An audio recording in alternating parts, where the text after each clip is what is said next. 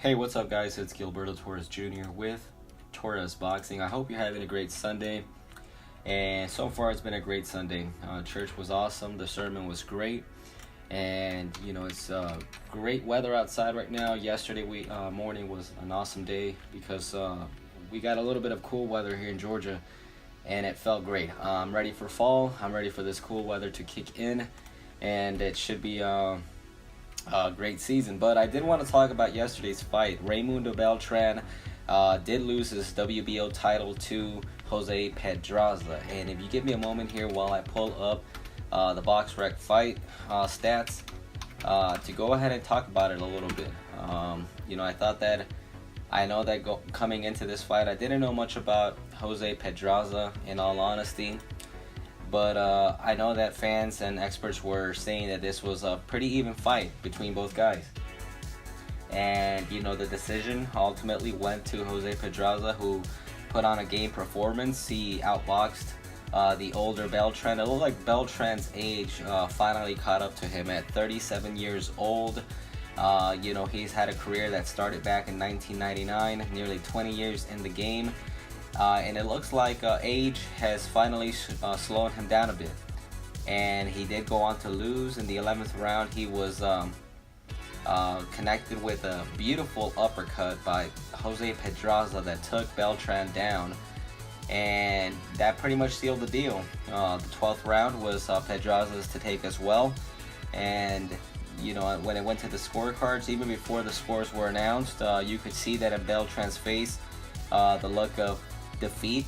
I think he knew that he had been outboxed and outdone by Jose Pedraza, and Pedraza's corner celebrated with him in what would ultimately be a victory for the Puerto Rican native. And if I can go ahead and pull it up here, I want to go ahead and go with the scorecards.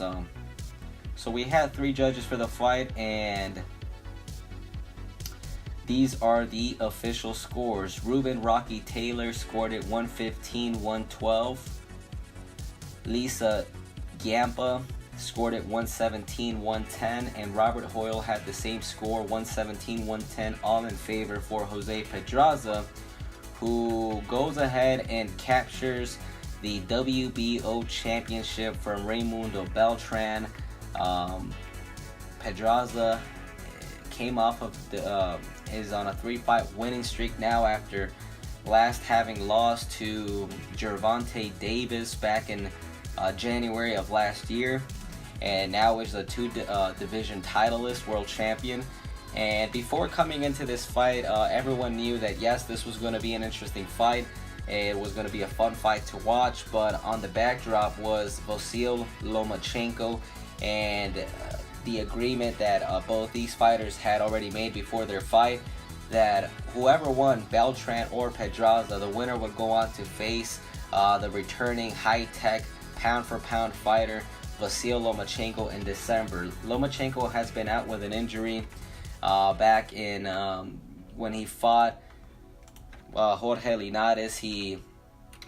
I guess he had an injury to his shoulder, and he goes ahead and takes some time off, and he'll be coming back to unify the championships. Half of the lightweight crown belongs to Mikey Garcia. Mikey Garcia holds the WBC title, who he won on his second fight back after his 2-year hiatus, and then just recently captured the IBF championship from Robert Easter Jr. So Mikey Garcia holds half of the lightweight crown, whereas Lomachenko holds the WBA championship.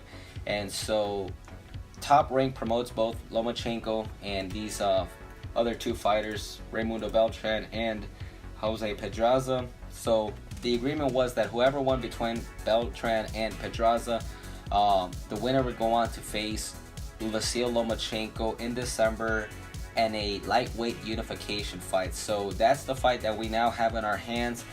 The dates, the specifics of that fight have yet to be announced, but more than likely that's the fight that we're gonna see, and it's gonna be interesting. Do I think Jose Pedraza has a chance against Lomachenko. In all honesty, with all due respect, I don't think so. I think that, obviously Lomachenko is on another level.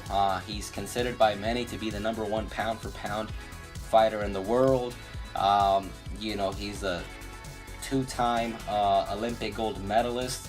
He's 11-1, having lost just one fight to, in controversial fashion, to Orlando Salido. Orlando fought somewhat of a dirty fight, so people obviously think that win is debatable for Salido. But Lomachenko is no joke. They coined him Nomaschenko. That's the name that he gave himself after some of his recent fights have ended with fighters quitting on their stools, saying Nomas, they don't want to keep going. So he has a pretty scary reputation with him right now, and deserves to be amongst the best of boxing in today's time. So that's the fight that we're looking forward to. Jose Pedraza versus Vasyl Lomachenko in a lightweight unification bout this December. Then after that fight, we'll officially have 2 champions at lightweight, which could potentially set up the showdown, the super fight between Mikey Garcia and the presumed winner between Pedraza and Lomachenko, Vasyl Lomachenko. Do I think Pedraza just has absolutely zero chance? No, I think, any fighter that goes in there motivated and determined, hungry to win, could always land a good punch or could somehow put on the performance of their life. So I don't want to completely disregard Pedraza's chances in that fight, but obviously Lomachenko is going to be the betting favorite coming into that showdown. So that's about it right now. It looks like the lightweight division is kind of coming down to 2 people, at the top of the division, and you have Mikey Garcia, who holds half of the lightweight crown. You have Lomachenko, and then now you have Jose Pedraza. So before the year's out, we should have 2 men at the top of it battling it out, hopefully coming to terms on a super fight that will determine the top person at lightweight, and not only that, but possibly in boxing in general. The winner of Garcia and presumably Vasyl Lomachenko. It looks like that's the fight that we're gonna have. The 2 best lightweights in the division could also set up a showdown to determine the #1 pound for pound fighter in the world. So let me know what you guys think. Also, I forgot to mention, I think in the beginning, to go ahead and follow TorresBoxing.com. Follow the website. All you have to do to subscribe is go ahead and enter your email address on the menu panel. If you're on your desktop, you'll see it on the right hand side, or if you're on your mobile phone, you should see it when you scroll down. You should see that section there to go ahead and enter your email address and to receive notifications on up-to-date content. Also, do not forget to follow the Instagram at Torres Boxing, and there you'll see all of my up-to-date content, graphic design, videos, news, highlights, all that stuff, anything that has to do boxing, and also the Word of God being presented to you there through Instagram. So remember to go ahead and subscribe to this channel as well.